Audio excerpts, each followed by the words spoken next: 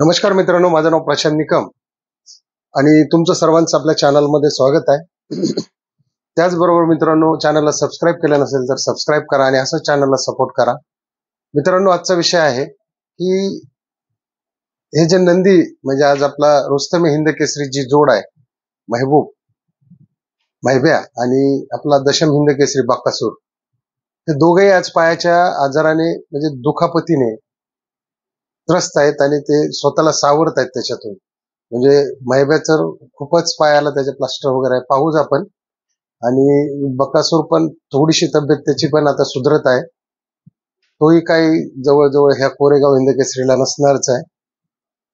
त्याच्यानंतर मित्रांनो, आपला घरणिकीचा राजा, तोही गेली महिनाभर झालं तोही दुखापतीशी आजाराशी झुंजतोय. त्यानंतर आपला बापू आंबेकर आणि जगदीश बापू शिंदे यांचा अगोदर पिस्टनला लागलं होतं. पिस्टनची आता तब्येत ठीक आहे. पिस्टनने आत्ताच घोटावड्यामध्ये नंबर केला. आणि दुसरी गोष्ट मल्हार, त्यांचा 22-11 पहिल्याच दिवशी म्हणजे खरेदी झाली आणि पहिल्याच मैदानात पळवला त्याने तिथे 1 नंबर केला. तिथे तो म्हणजे खाच खोल्यामुळे तो ताऱ्याच्या कंपाऊंडला पायाला त्याच्याही मार लागला, त्याची तब्येत सुटली. आपण हे सविस्तर पाहणार आहोत मित्रांनो. आणि हे का होतं हे आपण त्याच्या नंतर पाहणार आहे की हे कशामुळे घडते. तर तुरंत आपण पाहूया की हे कशा पद्धतीने नंदी दुखापतीशी झुंजतात. चला तर काय आपल्याकडे क्लिप आहेत ते पाहू आपण. हे पहा मित्रांनो, हा आहे पिस्टनचा गोठा. पिस्टन सुद्धा त्याच्याही पायाला लागलं होतं, पण तो आता बरा आहे. आणि तिकडे जो आहे कोपऱ्यात तो आहे मल्हार, त्याचा अजून काही तब्येत बरी नाहीये. म्हणजे हेही नंदी अजून दुखापतीतून सावरत आहेत.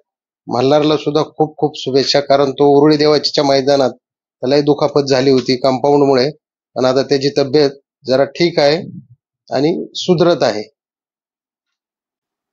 तर मित्रांनो, आपण पाहूया आपला हिंद केसरी घरकिणीचा राजा.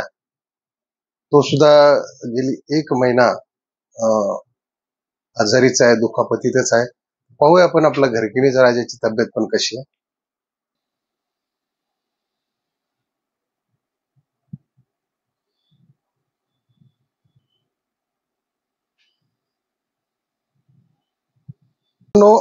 हा राजा जेव्हा 16 तारखेचं मैदान झालं तेव्हापासून जो आजारी आहे, म्हणजे त्यांचे जे मालकीनबाई आहे त्यांनी सांगितले की आम्ही घरात नीट खात पीत सुद्धा नाहीये आणि त्यांचा संपूर्ण जीव हा राजाभोवतीचा आहे मित्रांनो.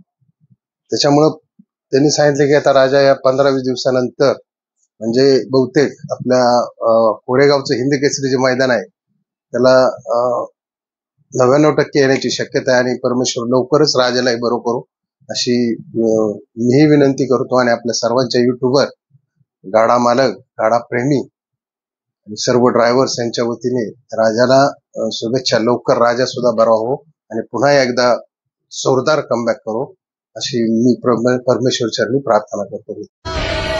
मित्रांनो, हा आपला रुस्तम हिंद केसरी बकासूर, दशम हिंद केसरी बकासूर आणि महादेवाचा नंदी हा सुद्धा आणि याचा जोडीदार महबूब सुद्धा दोन्ही दुखापतीत आहे मित्रांनो. हा आहे आपला रुस्तम हिंद केसरी रेठ्याचा महिब्या.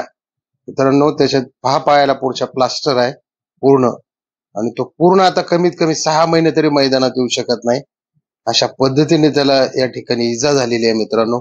परमेश्वर या महिब्याला सुद्धा लवकरात लवकर बरा करू अशी मी परमेश्वर चरणी प्रार्थना करतो. कारण आज हा रुस्तम हिंद केसरीतला महिब्या आणि आपला बकासूर सुद्धा त्याच पद्धतीने मित्रांनो दुखापतीत आहे. त्याची काय कारण आहेत ते तर आपण अगोदर पाहूच. मित्रांनो, हे सर्व कशामुळे होतं तर हे होतंय फक्त उन्हामुळे जे डिहायड्रेशन होतंय. डिहायड्रेशन म्हणजे काय? शरीरातलं पाणी कमी होणे आणि शरीरातली ताकद कमी होणे, त्याला म्हणतात डिहायड्रेशन. आता हे डिहायड्रेशन झाल्यानंतर गट चालू होतात 12 वाजता. म्हणजे आपण माणसाच्या हातात तर बाटलीच असते, लगेच आपण तोंडाला लावतो, परंतु मुख्य प्राण्यांना तसं काय पाणी वगैरे मागता येत नाही. त्याच्यामुळे 12-11 वाजता गट चालू होतात आणि यांना खूप तहान लागलेली असते.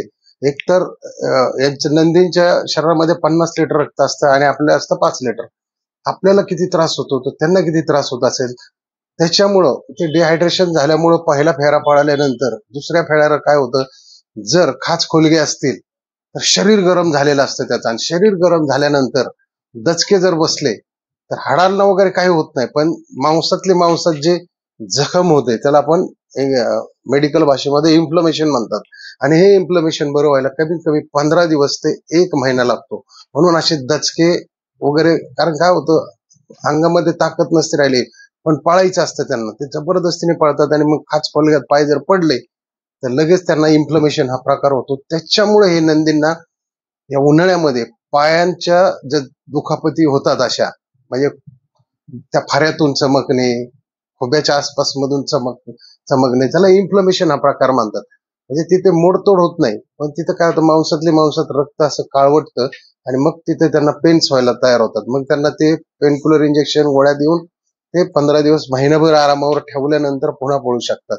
म्हणजे हा जो प्रकार आहे फक्त उन्हामुळे मित्रांनो. त्याच्यामुळे त्यांना गेल्यानंतरच त्यांना भरपूर चांगल्या पाण्याची सोय करा, आणि जर असेल तर एखादी गोधडी वगैरे थंड पाण्याने भिजून जार मधून त्यांच्या अंगावरती टाका, त्यांच्या डोक्यावरती टाका, म्हणजे जेणेकरून त्यांना डिहायड्रेशनचा त्रास होणार नाही आणि कुठल्याही अशा दुखापतींना सामोरे जावं लागणार नाही. आणि जास्तीत जास्त शक्यतो मित्रांनो, उन्हाळ्यामध्ये मोठ्या नंदींना दाट पळू नका, म्हणजे सारखं सारखं त्यांना मैदानामध्ये पळू नका, कारण आता किती फक्त मे महिना राहिलेला आहे.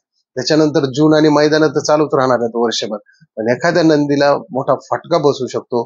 त्याच्यामुळे या उन्हापासून, या डिहायड्रेशन पासून त्यांना वाचवण्यासाठी त्यांची पाण्याची भरपूर व्यवस्था करा. त्यांना फिरून आल्यानंतर थोडा वेळ आराम देऊन त्यांना पाणी वगैरे भरपूर पाजून त्यांना त्या पद्धतीने हे करा. अन्यथा काय होतं, त्या माणसात जसं अंग थरथर कापतं तसं त्या पद्धतीचा त्यांना सुद्धा त्रास होत असतो. म्हणून डिहायड्रेशन पासून त्यांना सुरक्षित ठेवा, अशी माझी नम्र विनंती आहे. मित्रांनो, व्हिडिओ आवडला असेल तर नक्की सबस्क्राईब करा, लाईक करायला विसरू नका आणि शेअर करा. जय हिंद, जय महाराष्ट्र, जय बैलगाडा.